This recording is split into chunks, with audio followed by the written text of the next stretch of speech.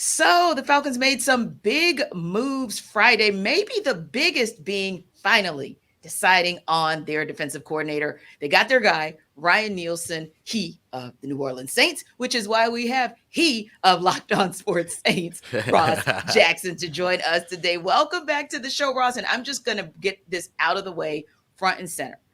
At the time that the Falcons decided to go with Ryan Neilsen, Vic Fangio, Brian Flores, and Steve Wilkes were all three still out there. Now, other than the obvious, which is Falcons have Terry Fontenot as the GM. Right. He was the assistant GM for the Saints. Why do you think the Falcons decided to go with Nielsen?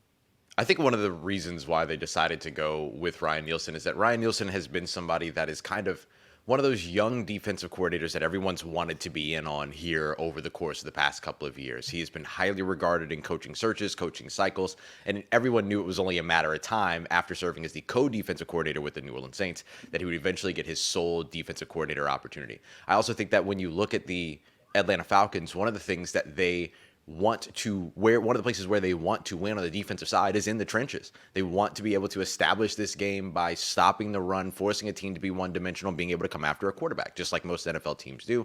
Ryan Neilsen has shown a propensity to be able to get that done in New Orleans. They've been a top run defense, with the exception of 2022, of course. And then since he showed up in 2017, they've had at least 40 sacks in a 16-game span, first 16-game span over the course of every season since he showed up. That's the type of talent that they're trying to bring to Atlanta, I imagine, and they made a wise choice by bringing in Ryan Neilsen. He's the type of guy you want to be a year early on as opposed to a year late on, because many believe his trajectory is that of head coach.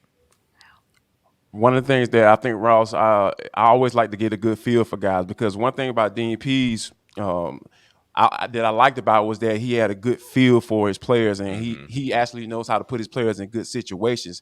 From your experience and your dealings with Ryan Neilsen, do you think he's the type of coach to be able to do that as well? I think he hangs his hat on that, honestly. Like, I genuinely believe that that's a part of his identity as a coach. He's a former player. He has been in the trenches. He knows how to get it done. He knows how to translate that to the players. So the idea of him being able to be there with the players, he knows how to speak to them. He knows how to translate this game to them. And they respect him because of his pedigree, right? Him coming through as a player, him, doing what he has done so far with the New Orleans Saints, his trajectory. I do think very much that he checks that box and that he fills that role. And I think that it's an important sort of piece to what it is that Ryan Neilsen feels his identity as a defensive coordinator will be built around. Now, speaking of translating and transitioning, and this was interesting because when Jarvis and I talked about it on Friday and really most of last week, we thought, okay, Dean Pease ran an interesting defense because technically it was a base 3-4, but we know it was really a hybrid. But we talked about that because it was like, okay, well, Steve Wilkes kind of runs that 4-3 in Carolina. Like, will that be a challenge? So on and so forth. Well, clearly we're here now because we have someone who was a co-defensive coordinator with a defense that ran a 4-3. But do you think that's going to be a big challenge? How different will that be, especially because you're as familiar with the defensive players, albeit they might change this upcoming season, but you're as familiar with them as you are with the Saints. Big issue or no?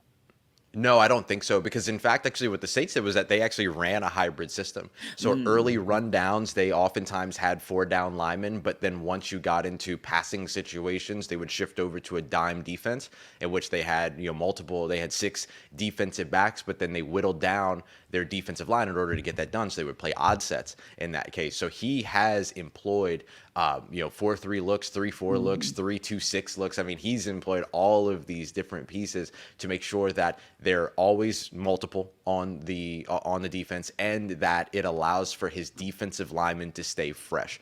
One of the things you're going to see is the Atlanta Falcons are about to start subbing out and rotating defensive linemen the way that hockey teams sub out their entire squad. Like, you're going to see in between plays, 4 guys run off, 3 guys run on, 3 guys run off, 4 guys run on. That's going to be the consistency the consistent thing that you're going to see with Ryan Neilsen in the way that he deploys his defensive line.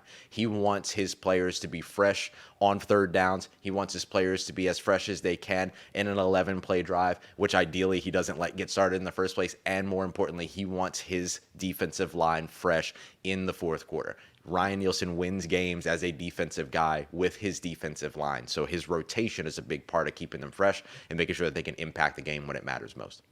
The one thing that I've always kind of been so envious of, and I kind of kept it to myself up until now, is the fact that Cam Jordan has just been so Hmm. consistent and just being a guy that just consistently gets to the quarterback year in and year out and constantly whoop Caleb McGarry's behind and to the point where he's trying to figure out, like, you know what, maybe I do need to get better in life. But my question is, though, Ross, is like, like as soon as Ryan Neilsen, the hire was announced, Cam Hmm. Jordan kind of came out and talked about how the effect that Nielsen had on him as a player. Like, can you do you think that is something that you can kind of transfer, or was it just a matter of, hey, Cam Jordan had the talent and all basically Ryan Nielsen had to do was cultivate it?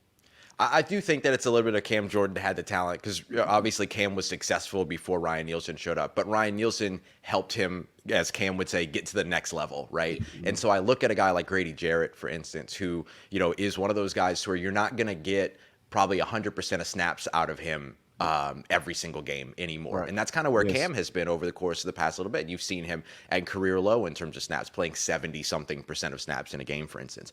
But what Ryan Neilsen does in terms of that rotation that we just talked about, make sure that when Grady Jarrett is on the field for 72% of defensive snaps in a game, he's giving 100% effort. It has 100% ready to go every snap that he does take. And so I think that's part of what Ryan Neilsen did that helped Cam Jordan so much, is that it didn't become one of these guys at 33, 32 years old that's out there trying to take every single snap. He was able to come off and then be on the sideline and go out there and impact the game when it mattered most. So I do think that that's something that he'll be able to transfer. I do think it has a lot to do with the talent that Cam Jordan possesses, but there's a guy waiting for exactly that same kind of boost at a later point in his career in Atlanta that I'm admittedly like really excited to see what Ryan Nielsen's able to do, because he's taken guys that had one sack their rookie year and turned them into, Cam Jordan in terms of the longevity over the course of his career. But then he's also turned around and taken guys like David Onyemata, who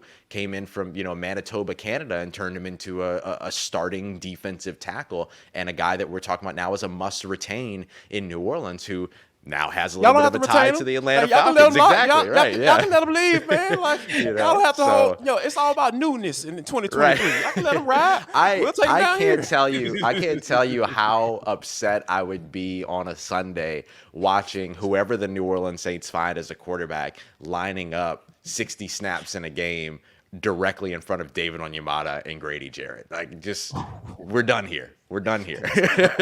Real quick, Ross, because we got to wrap up.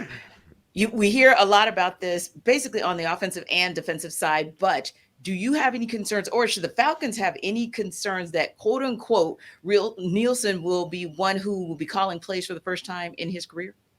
I do think that that's going to be a big part of his learning curve. Again, what you're looking for from the Atlanta Falcons here, though, is to be a year early rather than a year late, right? So you might see a little bit of those play calling pains a little bit. He hasn't called regular season plays. He was, of course, a part of that kind of, the brain trust that created the game plan. So he understands all of that. He's worked with Dennis Allen, who's called plays since they've been working together here since 2017.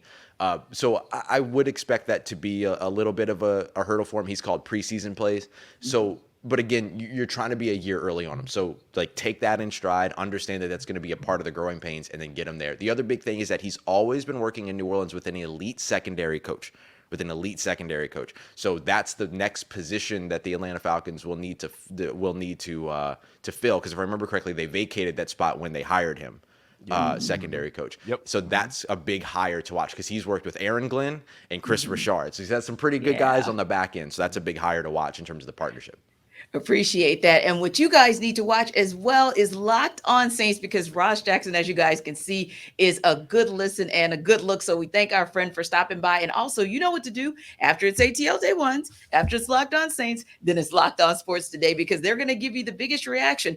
Was there a call missed in that Chiefs game? Now everybody's calling it a conspiracy theory. Well, no matter what, the Chiefs are going back to the Super Bowl, and so are the Eagles. So they'll give you guys their immediate reaction to that and other stories in and around sports. Don't forget that you also want to stop by and listen to them, because they have take of the day, which is just like our For the Culture. So again, wherever you get your podcast, make sure you download that. You can check them out on YouTube as well. That is Locked On Sports Today. And again, thank you, Ross. We appreciate you for stopping by. Absolutely.